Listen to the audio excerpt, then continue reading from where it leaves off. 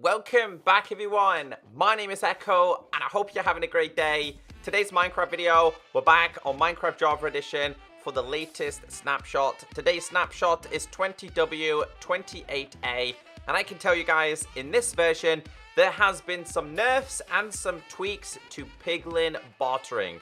You guys have probably seen a lot of videos recently in regards to bartering, but more importantly, bartering farms. Now, I am expecting even more tweaks and changes to this. Now, if you want the official changelog, there is a link down below. We're going to continue to see snapshots and betas for 1.16. We're also going to start seeing some full releases such as 1.16.1, 1.16.2, 1.16.3, etc. for both Java and the Bedrock version.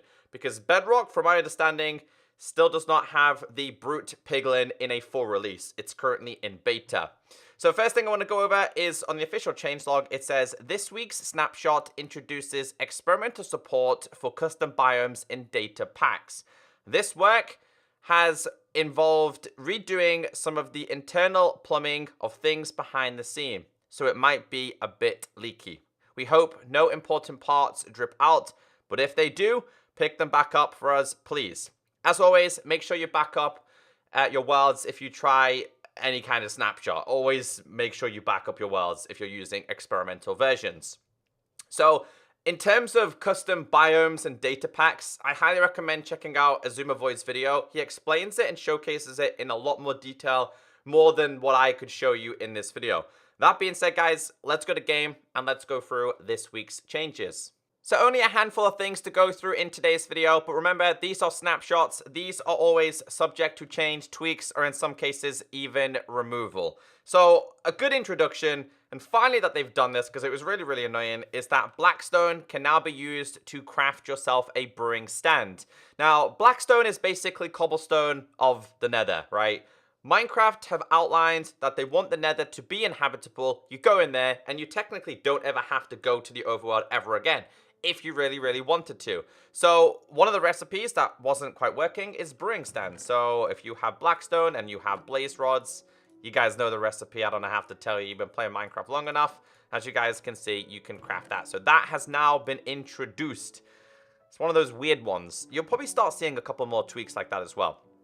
Now, the next one is to do with villages. It's to do with beds. It's to do with grindstones. It's to do with villages registering themselves inside of a village. Now, I'm just going to grab a couple of these. And what I'm going to do is I'm just going to go a little bit further away here, because this is going to act like a village. If we place down 1, 2, and 3, and we place down 1, 2, and 3, they have now green particles. Although they're sleeping in the day, it's probably because it's I have the daylight cycle off.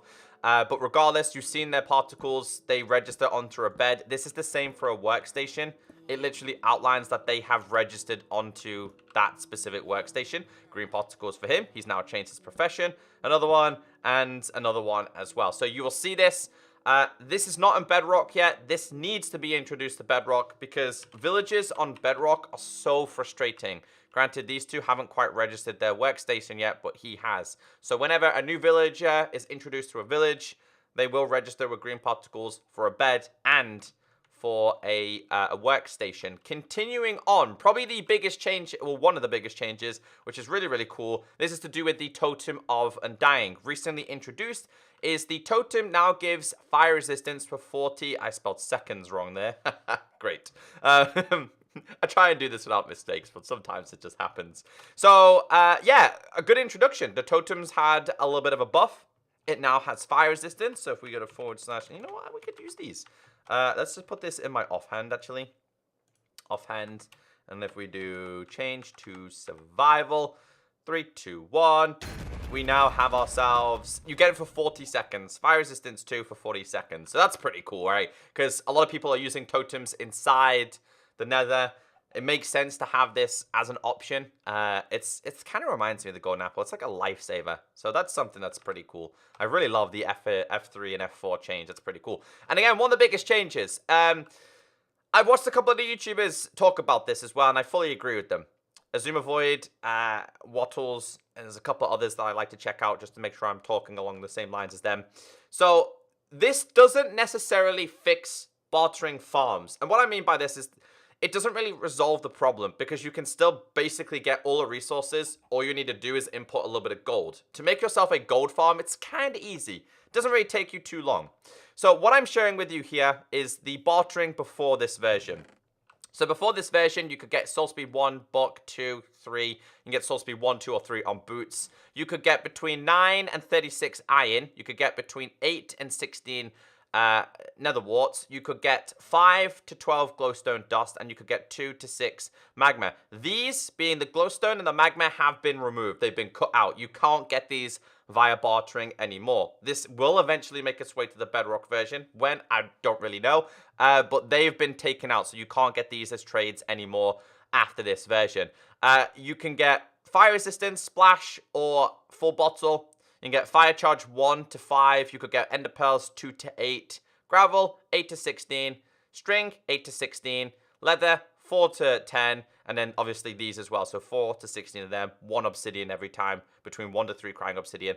And 4 to 16 of them. So the changes. There is no magma. There is no glowstone dust. But introduced, we now have spectral arrows. You can get between 6 and 12 spectral arrows. And if I just take these and I just grab myself a bow, these, again, are not quite on the bedrock version. Now, the spectral arrows are used to just outline a mob. I don't know if it's going to... There we go. It shows you the outline. You can see them from underneath, far away. See what I mean? It's a really good way to tracking mobs. Not on the bedrock version yet, but that is a new introduction.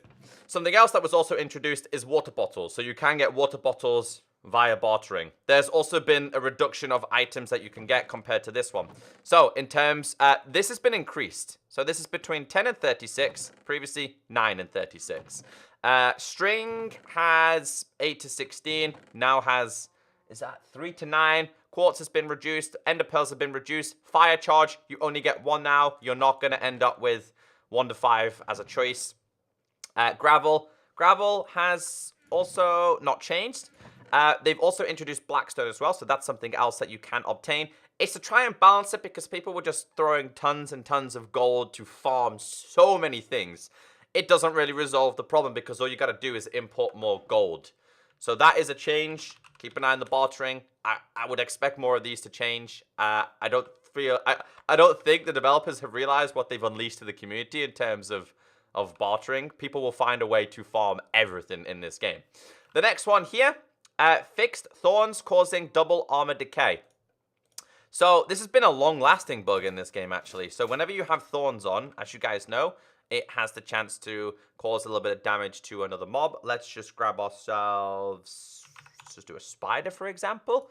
And we just do, let's just spawn a couple of these, and we just do this. Go back to survival, there we go. And we just hit a couple of them. As you guys know, your thorns is meant to inflict a little bit of damage. So what was happening here is that you were taking double the damage. This was decaying twice as fast per 1 hit. That is not the case anymore. You just use the thorns to kill them, dude. This is how good full netherite armor can be, man. It's that powerful. So yeah, your armor is going to decay a lot less when it has thorns on it. So yeah, long-lasting bug now has been fixed. Continuing on with the next changes.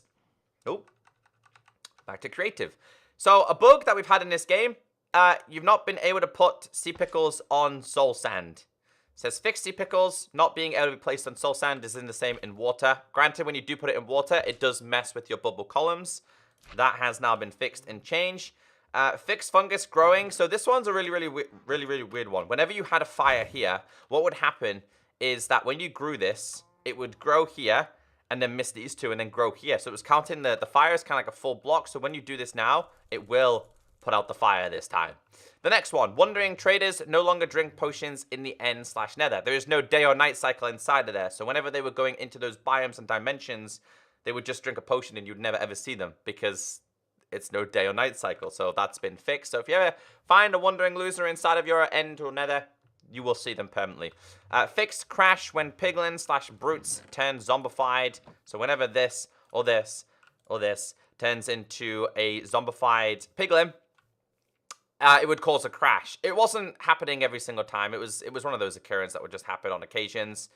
Let's just see what happens here. And before it crashes my game.